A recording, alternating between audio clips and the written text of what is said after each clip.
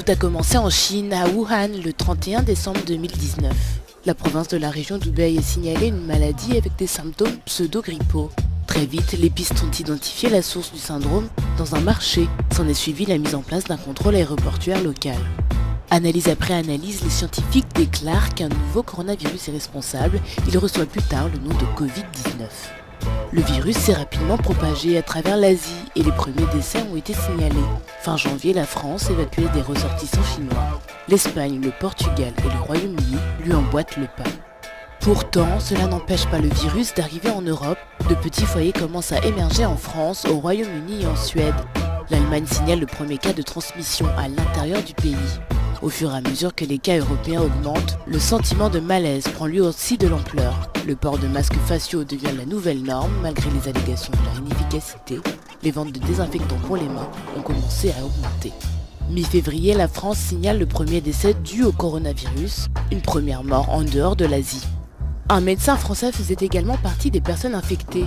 Il a expliqué à Euronews que la vie de famille était plus difficile que la maladie. Je me sens vraiment bien, je suis peut-être un peu fatigué parce que je ne dors pas beaucoup avec mes 4 enfants, mais ils m'épuiseront plus que le virus.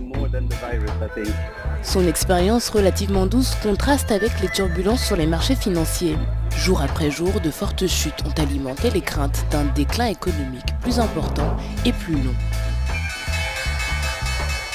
Parmi les mesures prises par l'Union européenne, elle a débloqué des fonds pour payer l'assistance médicale.